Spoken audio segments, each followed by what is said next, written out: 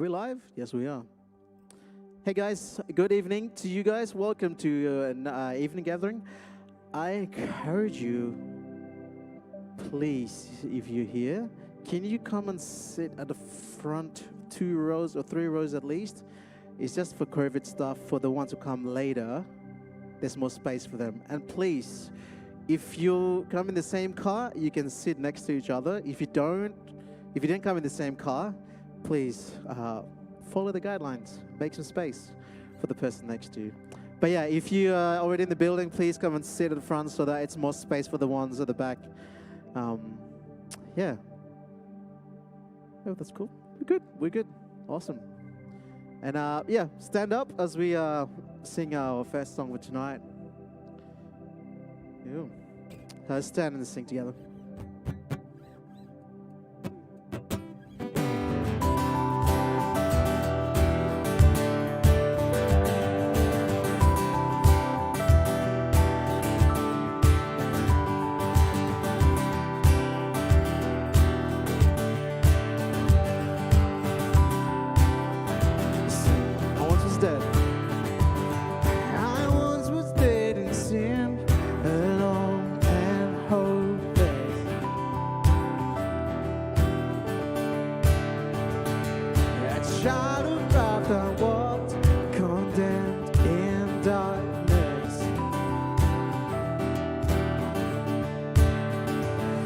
Your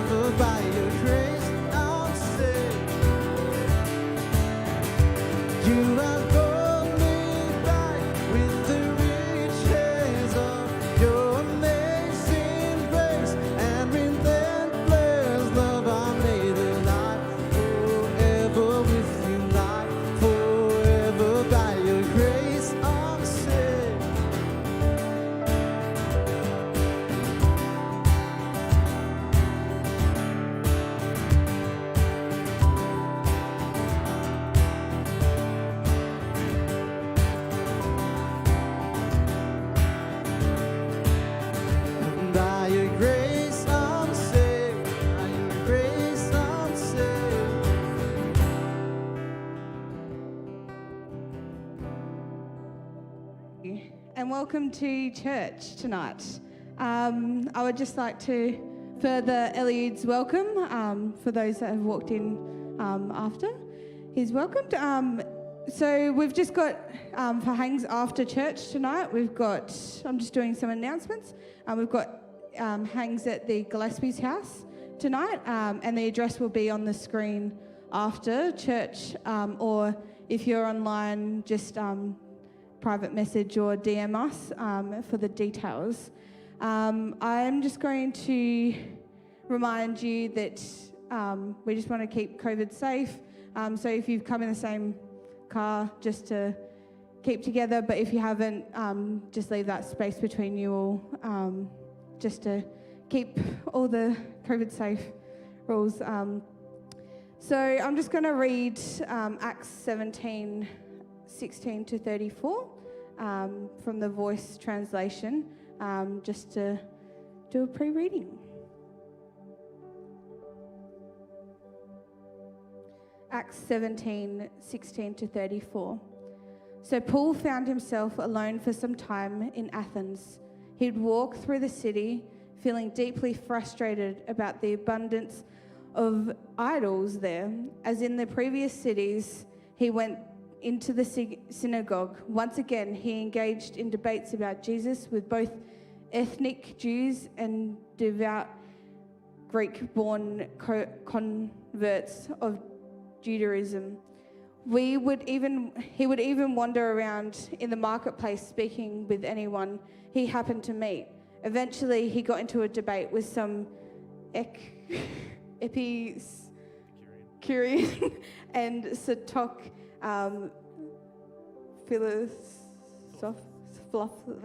philosophers. Some were dismissive from the start. Philosophers, what's this fast talking trying to pitch? Others, he seems to be advocating the gods of distant lands. They said this because of what Paul had been preaching about Jesus and the resurrection.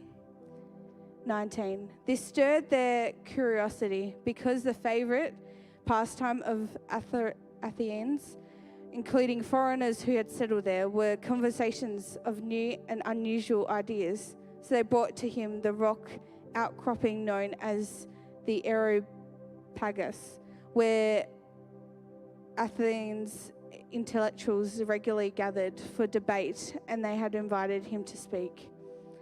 Athenians, may we understand this new teaching of yours? It is intriguingly unusual. We would love to know its meaning. Paul, Athenians, as I have walked your streets, I have observed your strong and diverse religious ethos.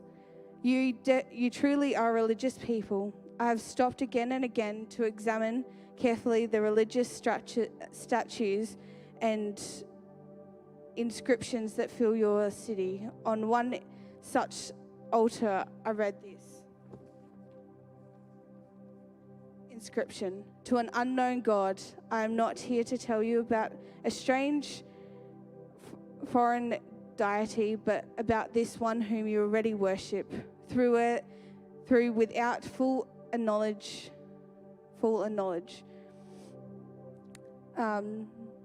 This is the God who made the universe and all it contains, the God who is the King of all heaven and all earth. It would be illogical to assume that a God of this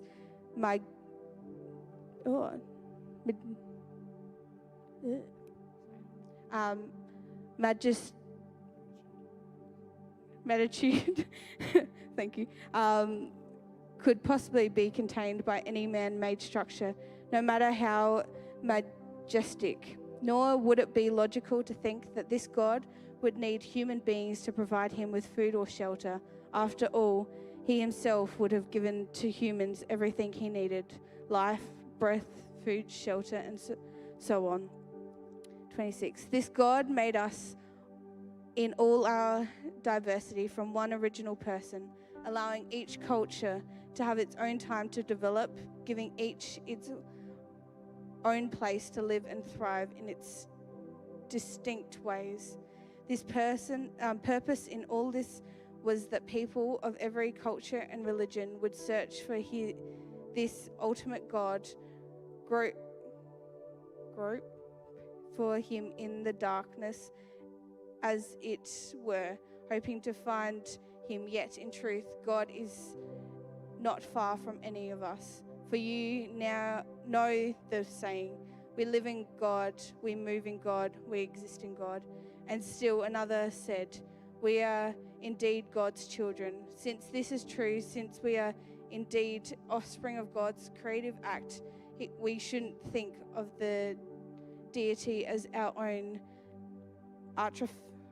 artifact, something made by our own hands, as if this great universal ultimate creator was simply a combination of elements like gold, silver, and stone.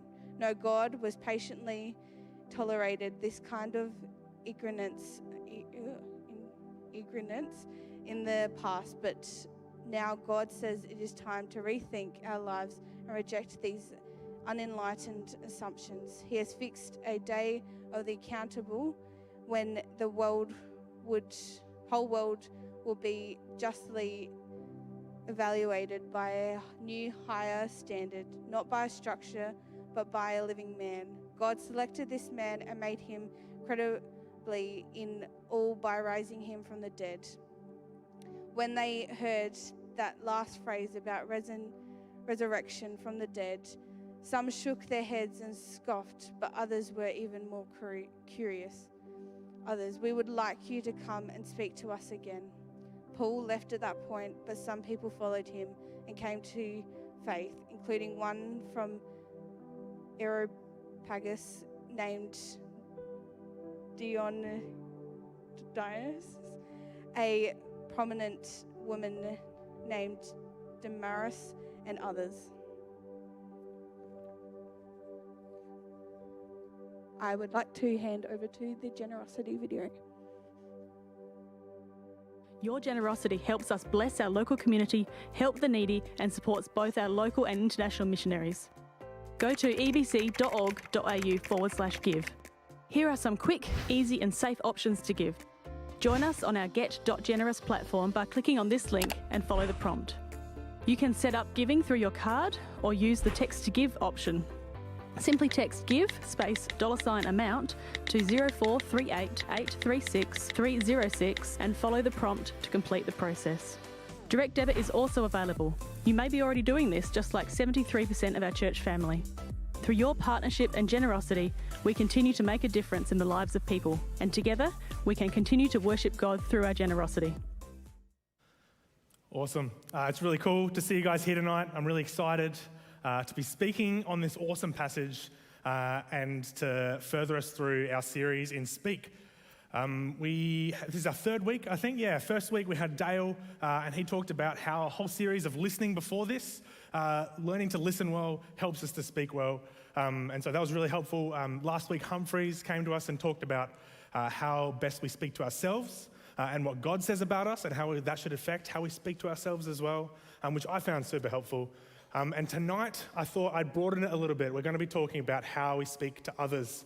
And I'm not just talking about the people within these four walls. I'm talking about others. So non-Christians, unbelievers, whatever term you want to put on it, that's what we're talking about tonight.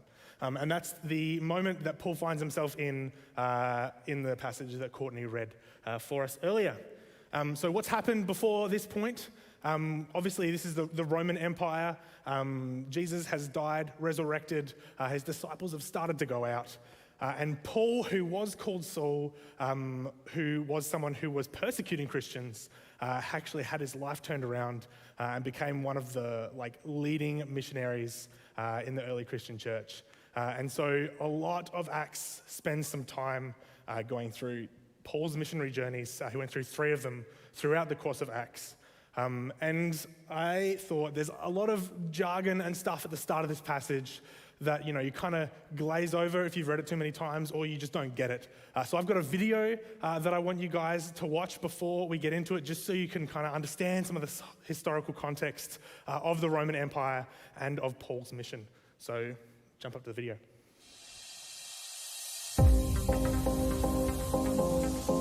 During the first century, most people around the Mediterranean Sea lived in densely packed cities, all ruled by the Roman Empire. Each city was a diverse blend of cultures, ethnicities, and religions. And because of this, there were all sorts of temples for offering sacrifices to all sorts of gods, and each person had their own portfolio of gods that they gave their allegiance to. But in every city, you'd also find a minority group who wouldn't worship any gods but their own, the Israelites, also known as the Jews. They claimed that their God was the one true creator and king of the world.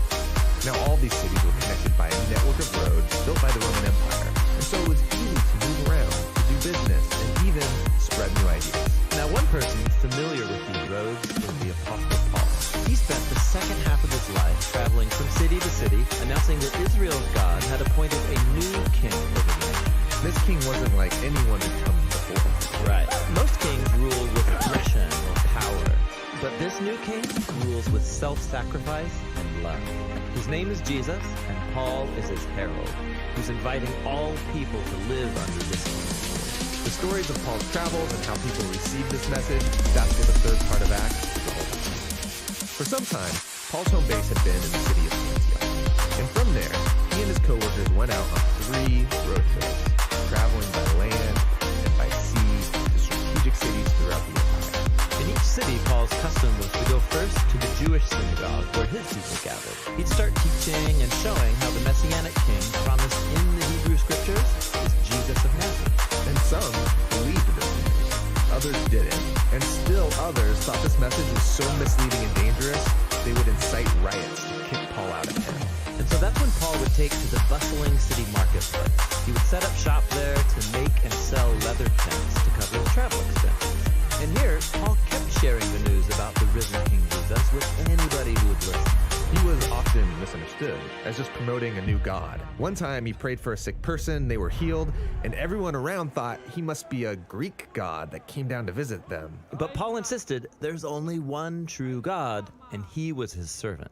This message often stirred up opposition and more riots, and he got beaten, even thrown in jail. Why such a strong reaction? Well, the worship of the gods held together Roman culture. They believed the gods kept their cities safe, and the temple worship of the gods was a huge part of their economy. Paul wasn't just adding Jesus as a new god to the list, he was saying all other gods are powerless, even a sham. So he's undermining their way of life. Yeah, and more than that. When Paul announced Jesus as the new king, he would call him Lord or Son of God, the very title people used to refer to the Emperor of Rome. So Paul's message could easily be heard as a threat against the entire political order.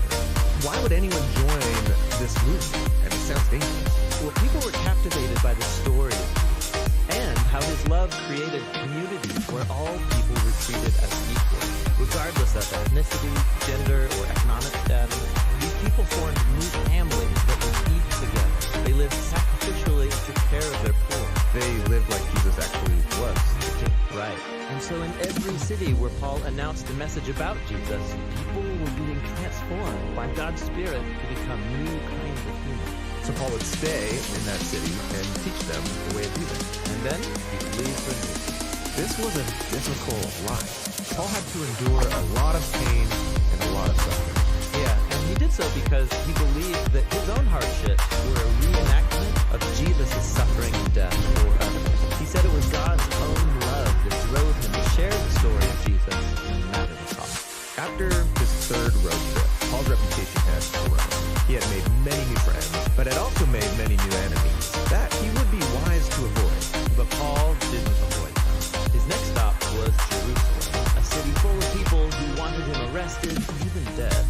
And so why he goes to Jerusalem and what happens when he gets there, that's what the final section back is all about. All right.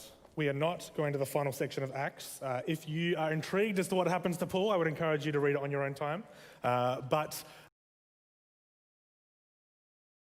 scene. We just saw that Paul often would go to the synagogues first and then to the marketplaces or other places.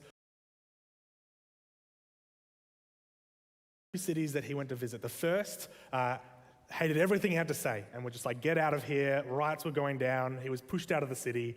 The next one was the city before that heard that it was going well, and so a bunch of people from that city came and kicked companions, those who were traveling with him, to stay there and to continue to preach the gospel because things were like going on. Stranded in the city of Athens by himself. Everybody that he was with is now in another city, and he's trying to work out, what's going on now. So what am I going to do? So I want to read this passage to you one more time with what's just gone on in the video in mind. So like Paul's got a plan for what he usually does when he enters cities, and let's see how it plays out again. So Paul found himself alone for some time in Athens. He would walk through the city feeling deeply frustrated about the abundance of idols there. As in the previous cities, he went to the synagogue. Once again, he engaged in debate about Jesus with both ethnic Jews and devout Greek-born converts to Judaism. He would even wander around in the marketplace, speaking with anyone he happened to meet. Eventually, he got into a debate with some Epicurean and Stoic philosophers. Some were dismissive from the start. They said, "What's this fast talker trying to pitch?" But others said he seems to be advocating for gods of distant lands.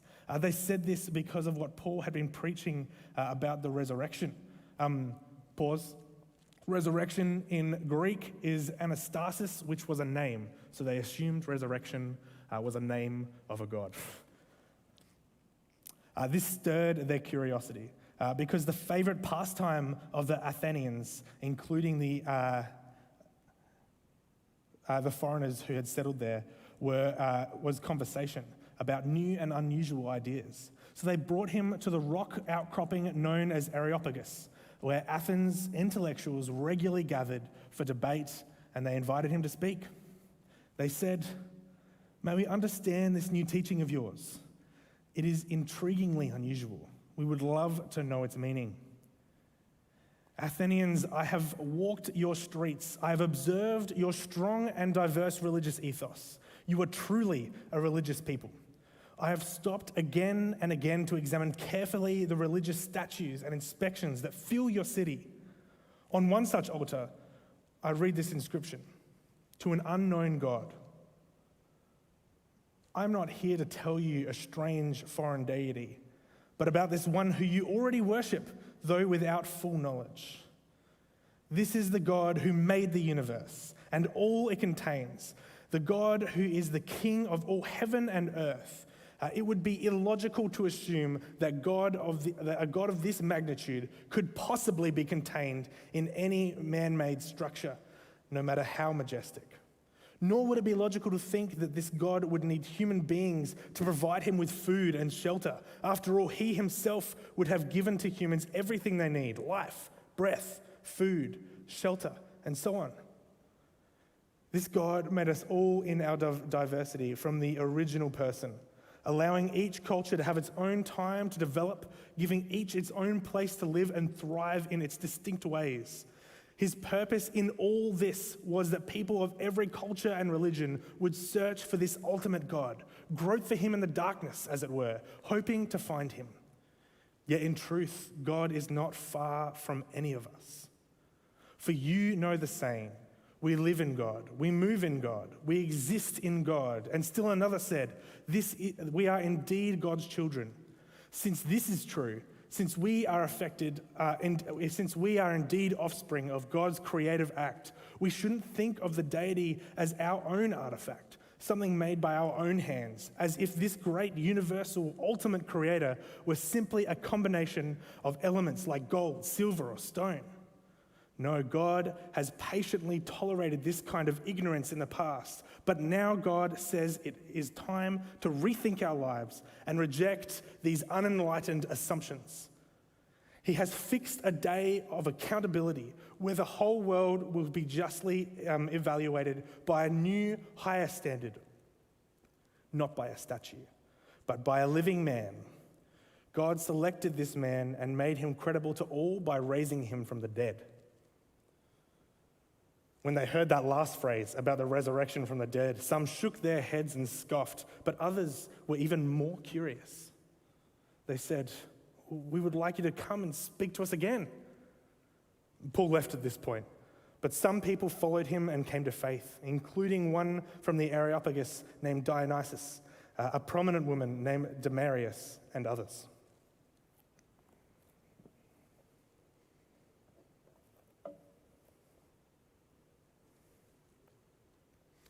Tonight I wanted to point out three things that Paul does in his journey throughout Athens, both including the time before his big epic speech and during that speech as well. So my first word for tonight is observation. As Paul comes to Athens, we see that he comes alone. All his peers that he was traveling with had to stay back in the previous town. Athens itself is the cultural hub of the Roman Empire, so much so that most historians refer to this period as the Greco-Roman period. The majority of the Romans, of the Roman way of life, infrastructure, pantheon was either based off of or used from the Greeks, and Athens was the hub of this in every way. What Paul does here is very important. The place is like many others Paul has been to, but it's much more concentrated. Other places in this region would have worshipped the same gods, had the same idols, but this is where it started. So Paul's like dealing with the central, I don't know what to call it, but like where everything's come from in the region. We see that the first thing in Athens he does is observe. The Athens had an abundance of idols. And we see his observations through the rest of the passage as well.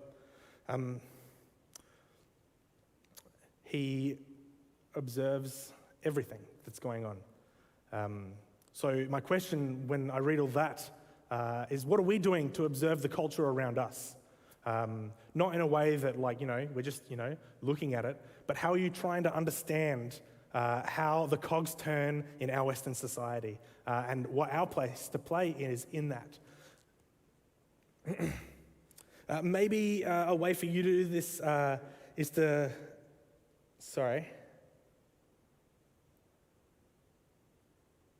maybe you understand that certain aspects of the culture we find ourselves in are bad, but you have spent the time, but have you spent the time to know what that society's like?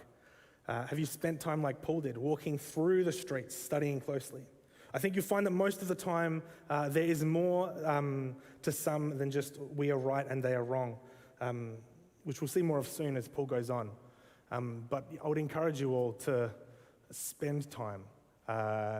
This point, I want to emphasize, it's not the main point of my sermon, but without observing what's going on around us, it's going to be very hard for you to speak well to someone if you don't know what their situation is. So my second word is connection. When Paul begins to speak to these people on the streets, the first thing he does is commend their strong and religious ethos.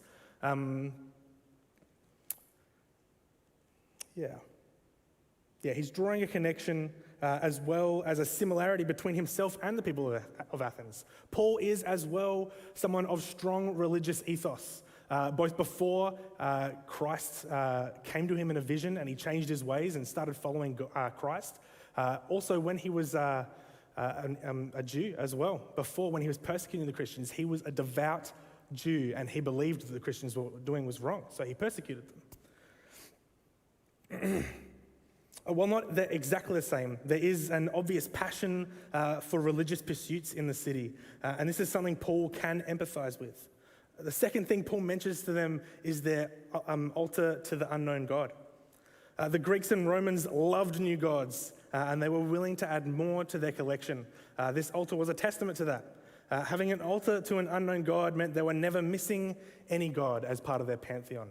It's a very inclusive sounding idea. Oh, you worship such and such a god? Yeah, we worship that god too. Come on in.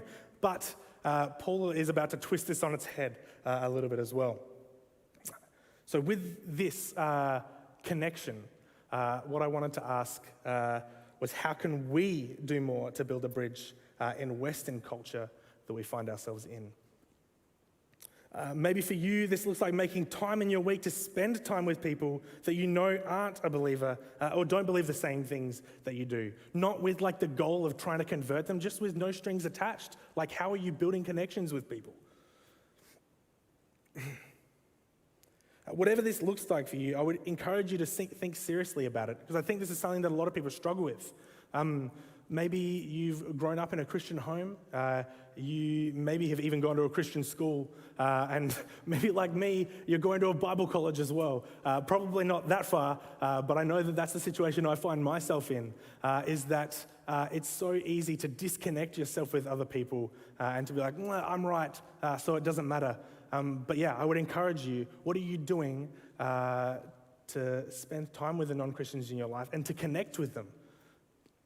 Because I know for some it's relatively hard to. So I feel my third word, which is kind of the opposite, after Paul draws connections with them and encourages them in their strong religious ethos, he draws a line in the sand and says, actually, we're not the same. We're different. There's difference of opinion. And I think this is super important. We're going to look at this a bit closer, because if you're the same, then what's the point? If someone's trying to convince me that what they believe is not superior, but the true belief to what I'm believing, if we're the same, if we're doing the same things, what does it matter to me? I find that often either people will struggle to connect, it'll be real easy to disconnect and to not associate with non-Christians, or it'll be really hard to be different while still connecting. So what are you guys doing as you know, whether it's going to the pub with some mates or playing board games or whatever it is you guys like to do in your spare time with your workmates or your schoolmates or whatever, what are you doing to show that you're different among that? Not outwardly, you don't have to outwardly be like, look, I'm a Christian, but how are you acting in your day-to-day life that shows that maybe there's something they're missing out on? Arguably, one of the most important things Paul does during his speech in Athens is he makes it clear that while they do have similarities, they are starkly different. Not only does he tell them that the God he worships is universal, he also tells them that there is no need for idols, as an all-powerful God has no need for earthly things or to be bound to gold and silver.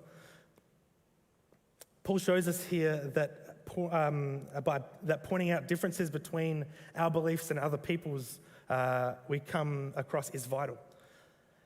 If we have no difference between us and them, then there would be no point in sharing the gospel. Jesus would have accomplished nothing.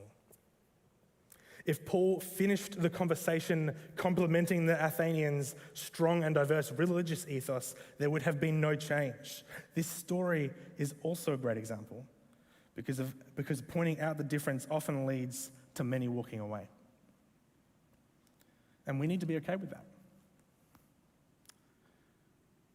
We can care for people and share the gospel all we like, and people will still walk away. We need to trust that it's not us that is doing the converting. It's the Holy Spirit. All we are entrusted to do is to live as Jesus lived and to love others by showing them what that means. So I would encourage you, if this is something you struggle with, to be different and maybe people walking away, you shouldn't blame yourself for this. Remember that, you aren't the one that saves, Jesus is. So as we continue worshiping tonight, I wanted to bring mainly those two last questions to you. Are you someone who struggles to connect with the non-Christians at your workplace or your school? Are you someone that finds it really easy just to be like, oh, they believe their thing, I believe my thing, there's probably nothing similar there at all? Or are you someone that's the other end of that spectrum? Are you someone that wants to fit in so bad, you're willing to make it look like you're exactly the same as them? When the truth is, if Jesus has changed your life, there should be something different and worth talking about. So I wanted to leave you with those two things, and we'll come to response after some worship together. But for now, I wanted to pray for you guys. Lord, I thank you for this part of Scripture where we can see that Paul is found in a situation where he's all by himself. Everybody that he's traveled with, his friends, his peers, all in the previous city, and he's completely alone in a strange and new place. I pray that as we look at this situation Paul finds himself in, and we think about what it means to speak to those around us, that you would help us through that, Lord. You would help us connect with people that we perhaps wouldn't find it easy to connect with, and to make sure that, there's something different about how we're living that shows them that maybe there's something they're missing out on. In Jesus' name, amen. Awesome.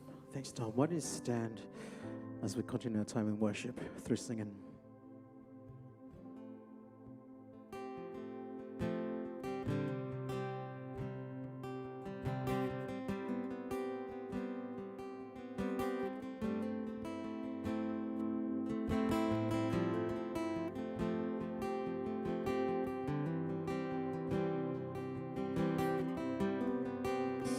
You're here.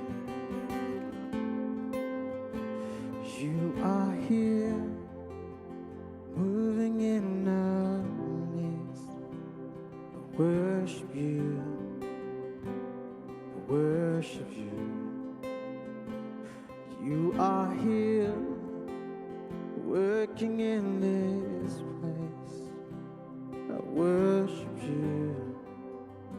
I worship you. You are here, moving in our midst. I worship you. I worship you. You are here, working in this place. I worship you. I worship you. Sing, you are. You are waymaker, miracle worker, promise keeper, light in the darkness. My God, that is who you are. You are waymaker, miracle worker, promise keeper, light in the darkness. My God, that is who you are. You are here, touching every heart. I worship you. I worship you. You are here, healing every heart. I worship you. I worship you. You are here, turning lives around. I worship you. I worship you. You are here, mending every heart. Worship you, Lord. Worship you. You are waymaker, miracle worker, promise keeper, light in the darkness. My God, that is who you are. You are waymaker, miracle worker, promise keeper, light in the darkness. My God, that is who you are. And that is who you are. That is who you are. That is who you are. That is who you are. That is who you are. That is who you are. That is who you are. That is who you are. You are waymaker, miracle worker, promise keeper, light in the darkness. My God, that is who you are. You are waymaker, miracle worker, promise keeper, light in the darkness. My God, that is who you are. Even when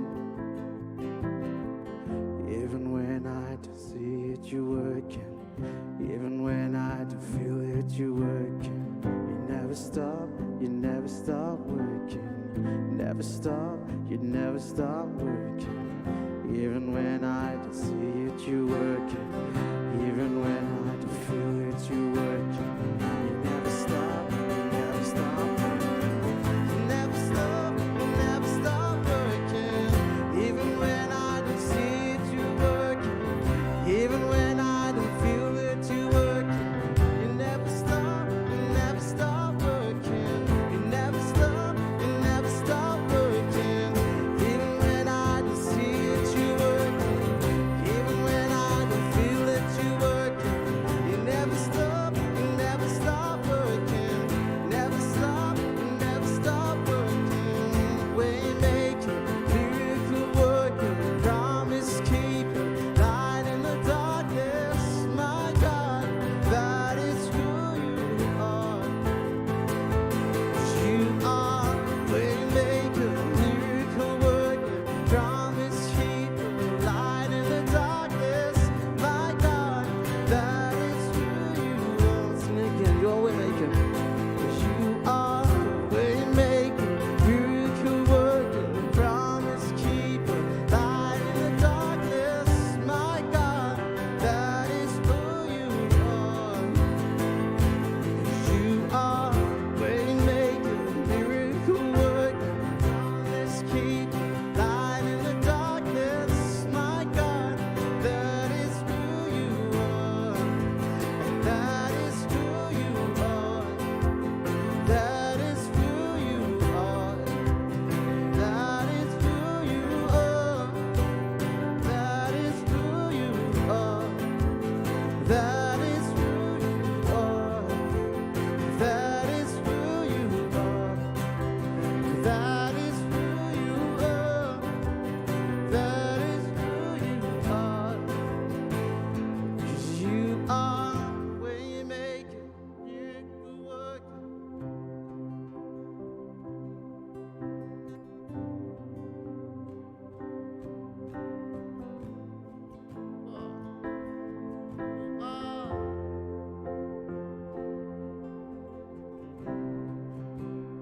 Light in the darkness, my God, that is who you are.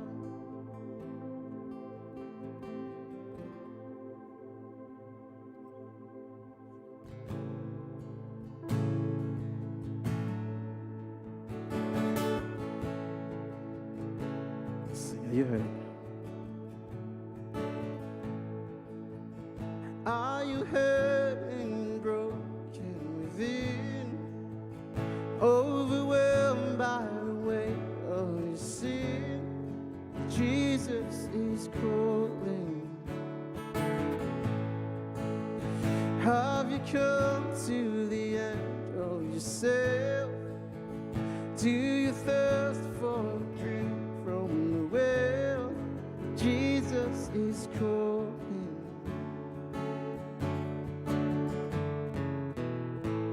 Oh, come to the altar. The Father's arms are open wide. Forgiveness was bought with the precious blood of Jesus Christ.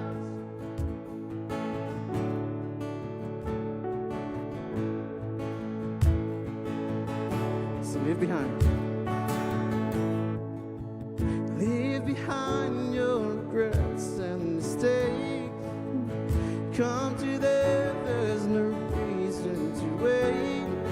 Jesus is calling. Bring your sorrows and trade them the joy. From the ashes a new life is born. Jesus is calling. Oh, come to the altar. The Father's arms are open wide. Forgiveness was bought with the precious blood of Jesus Christ. Oh, come to the altar. Father's arms are open wide. Forgiveness was bought with the precious blood of Jesus Christ.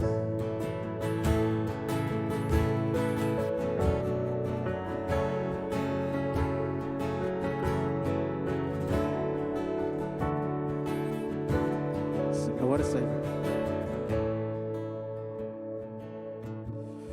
I know what a Savior.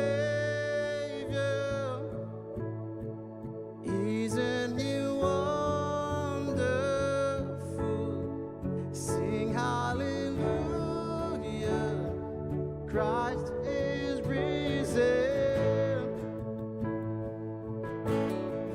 Bow down before Him, for He is Lord. Sing hallelujah. Christ is risen. And oh, what a Savior. Isn't He wonderful? Sing hallelujah. Christ is risen. And bow down before Him, for He is Lord. Sing hallelujah.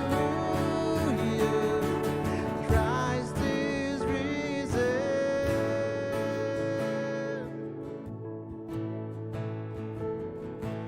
Oh, come to the altar. The Father's arms are open wide.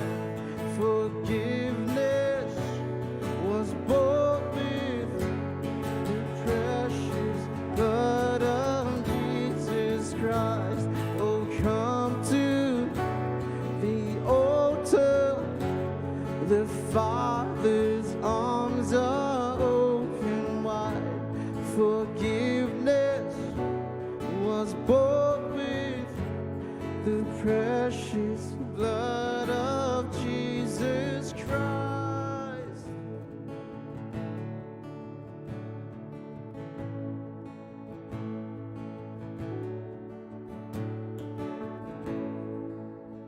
Bear your cross as you wait for the crown. Tell the world of the treasure you found.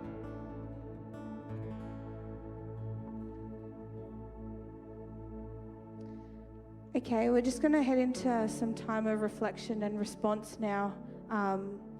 Feel free to use this time and these 3 questions to discuss with the people around you, and if that's the way that you need to discuss and respond. But there's also 3 tables at the back if that's the way that you process your reflection and your response. So the 3 questions we're going to reflect on: 1, where might you need to open yourself up to learn more about others? 2, what are some similarities you share with the non-Christians in your life? And 3, what might you ever better convey your differences with the non-Christians within your life?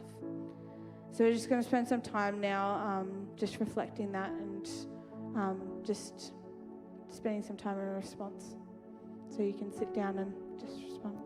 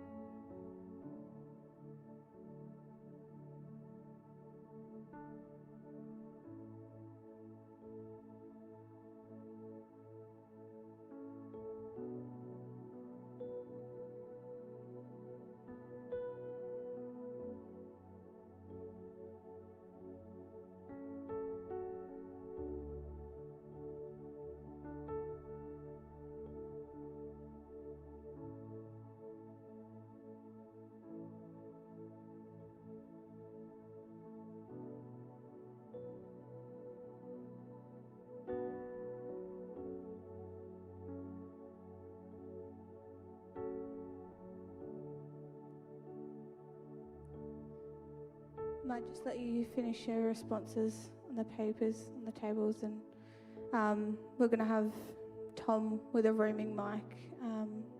Just if God's been speaking to you, really pushing you to just share what you've learnt. One of these questions above.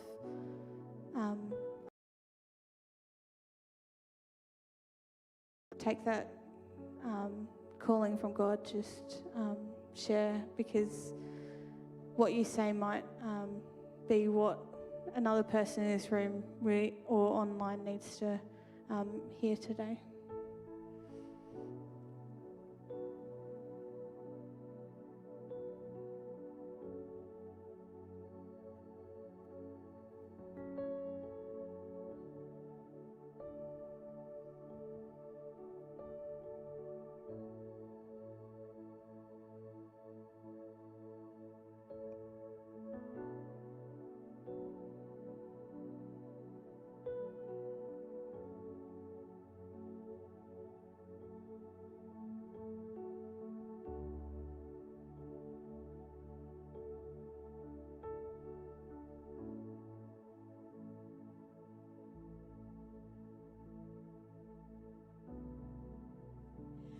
The second question, what are some similarities that you share with non-Christians in your life? I think what similarities that we all have with the non-Christians in our life is that we all fall short of the glory of God, and it doesn't matter if we're Christ followers or we're not. It's a reality that we're all in together. And so I think just to be able to humble yourself when you're engaging, sorry, I wasn't here for the preach, but when we're engaging with people that are non-Christians, to just go on with a blank canvas and no prejudice or any mindset that we are superior in any way, shape or form, but going in there with the knowledge that we have such an incredible God in our heart and that we're called to share that with them. And yeah, I just think it's something that we need to humble ourselves in, that our similarity is that we are all in the same boat and we all sin and we all fall short of Him. The only difference is that we know of an incredible God and an incredible faith and an astounding love, and it's our calling to be able to share that with them as well. Thank you. Thanks for sharing that, Bethany.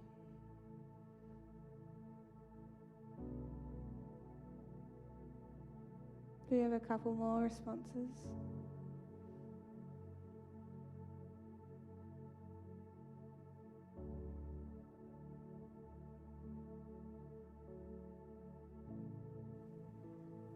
The first question, where might you need to open yourself up to learn more about others? I think in our workplaces, in the schools, in our universities, wherever we are in life, and in social groups. You might be playing table tennis in the friendship group here or wherever, and just really being an example for Christ, that others might see Him in us. Thank you, Ali.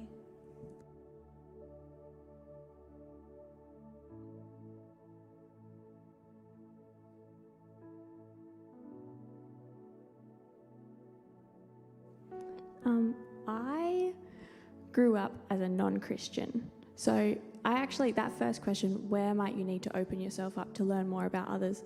I actually feel the opposite of what you might expect for that question, because I know what it's like to be, a year 8 student who is, cursing.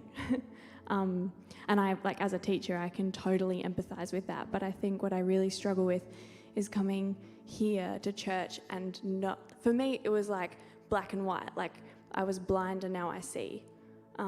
But for a lot of people that grew up in the church, it's not like that. And you go on your own journey and you kind of have milestones that are a little bit different than me just having one milestone and making that decision.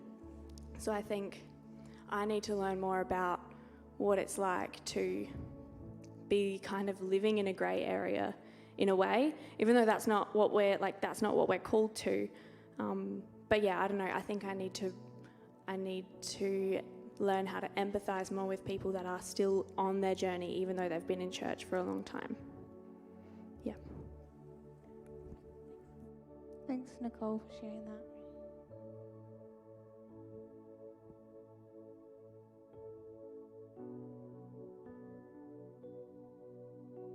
Can we get one or two more?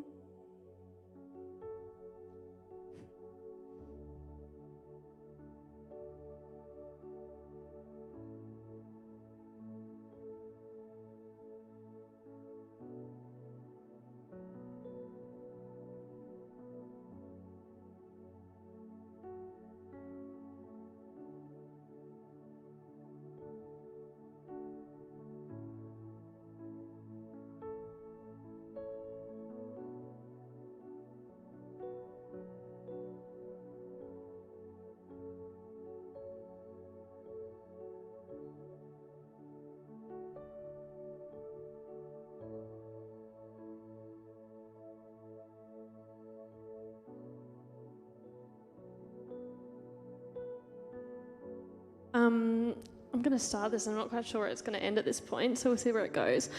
Kind of capping on to what Bethany was incredibly saying before, I think that, the answer to the question of what might you do better convey your differences with non-Christians in your life, it's so often that people will say, I won't swear, I don't drink, along those lines, which is cool.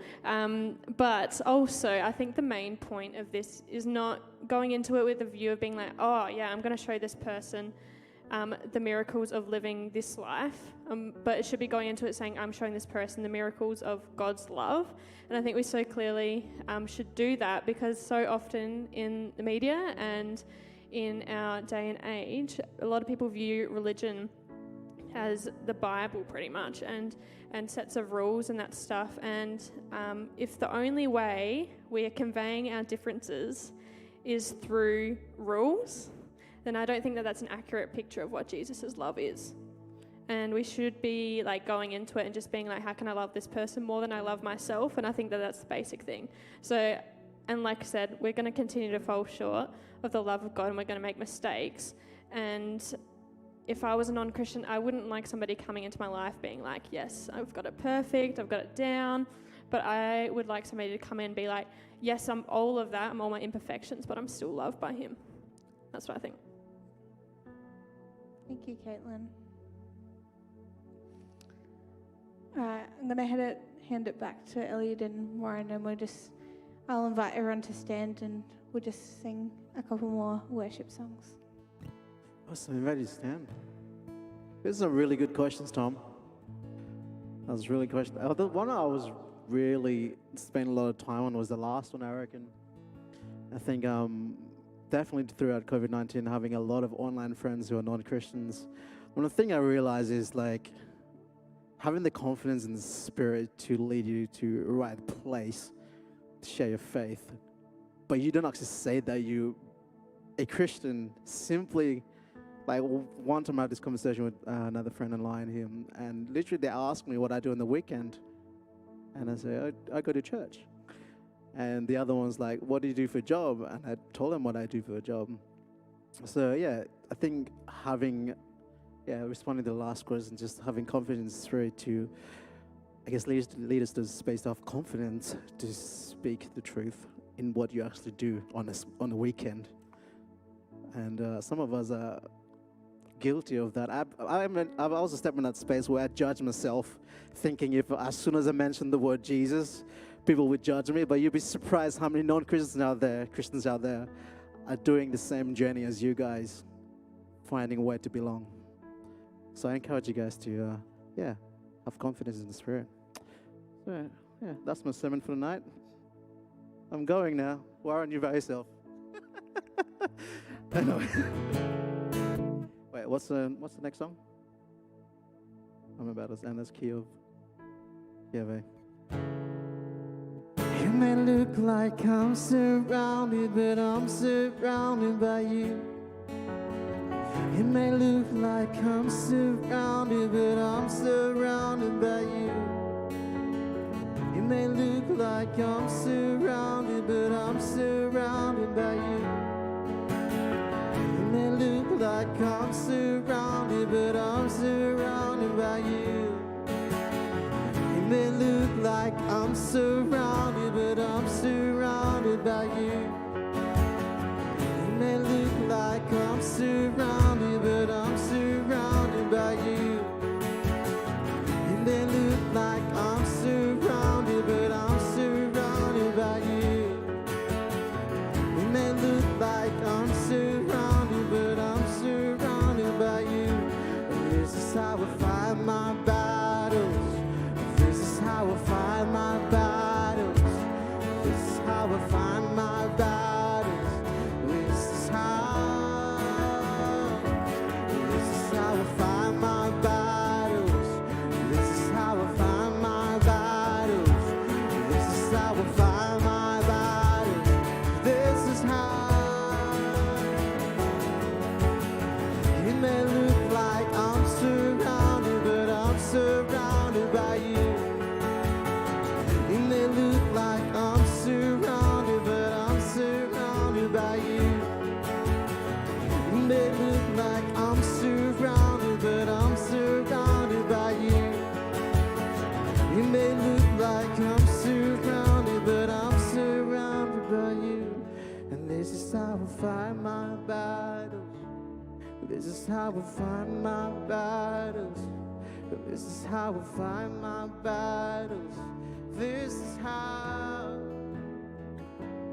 This is how I fight my battles. This is how I fight my battles.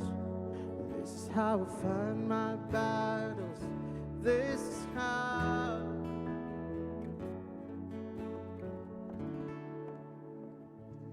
I would just like to thank you for all joining us tonight on the stream and in person for church. Just a reminder, supper and hangs is at the Gillespies tonight. For the people in here, the address will be up on the screen. If you're on the stream or online, just message us and we'll send through the address and details to you. But I pray that you all have a good week and that God blesses you this week. Thank you.